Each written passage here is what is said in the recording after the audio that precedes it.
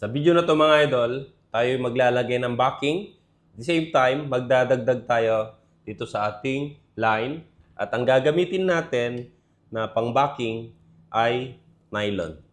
Meron din tayo rito, dalawang bottle na tubig. Ito kasi yung gagamitin natin na paglalagyan natin ng braid line. At dahil babalik na rin natin itong ating braid line, pagkalagay natin dito, lilipat natin dito, tsaka natin lalagyan ng nylon na backing. Meron din tayo rito container, mayroong tubig to sa loob. At dito natin ilalagay yung ating braid line para maganda yung pagkaka-spool. Meron din tayo ritong fishing rod. Itong telescopic rod ang gagamitin natin sa pag-spooling.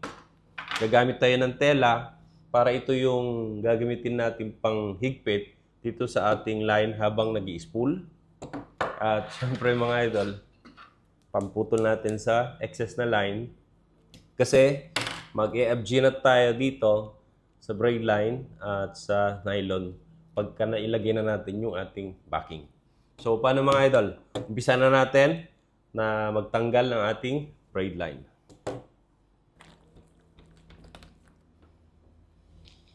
So, ayan mga idol, natanggal na o nailipat na natin dito sa isang bote itong ating braid line. Ito na yung line sa bandang ilalim mga idol at maganda pa, mukhang bago pa.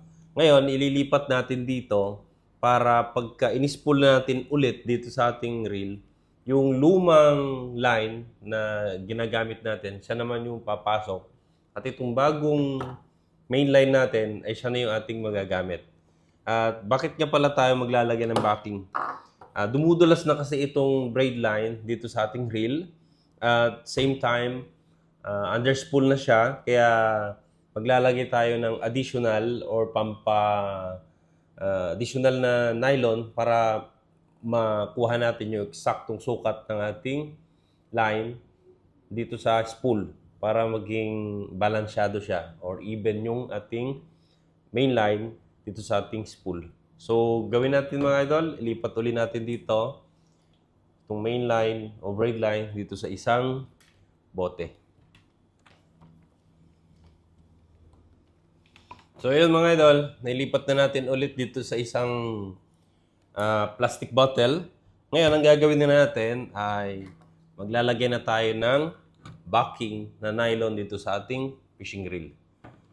So may mga video naman na tayo na ginawa noon paano ang paglalagay ng line sa spool.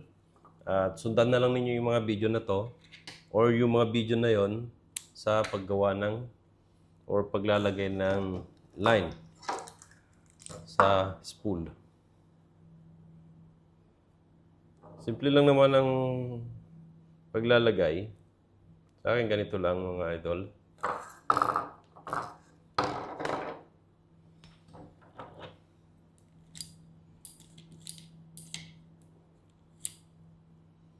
Nalagay ko lang itong nylon. Paikutin ko lang ng mga 3 beses. Then, higpitan ko na. Ayan. Sobrang higpit na yan. At maglagay na tayo ng additional na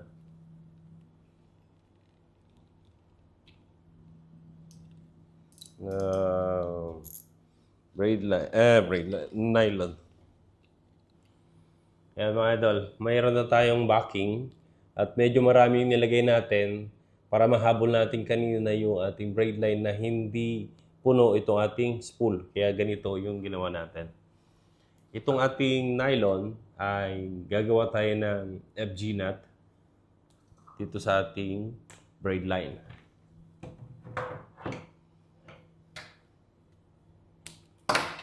Pero bago yan, lalagay muna natin itong ating tali dito sa loob ng ating container na may tubig.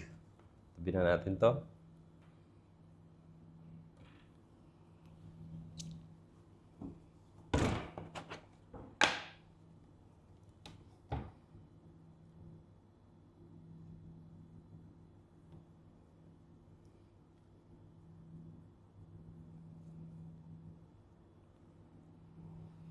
Itong takip niya mga idol ay may butas.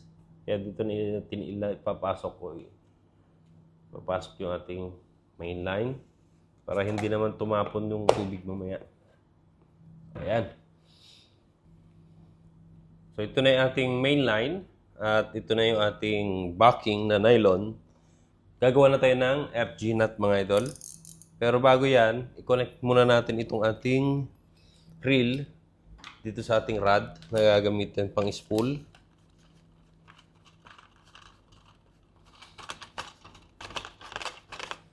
Kaya itong backing na nylon, lusot na natin sa mga ring guide ng ating rod.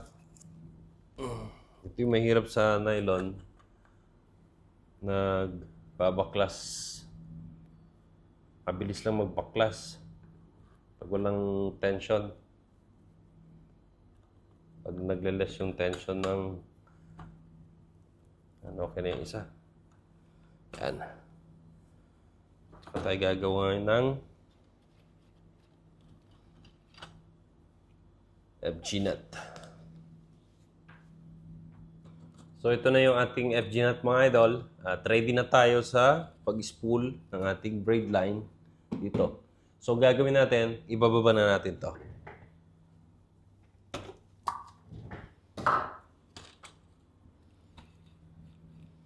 At gamitin na natin itong ating tela.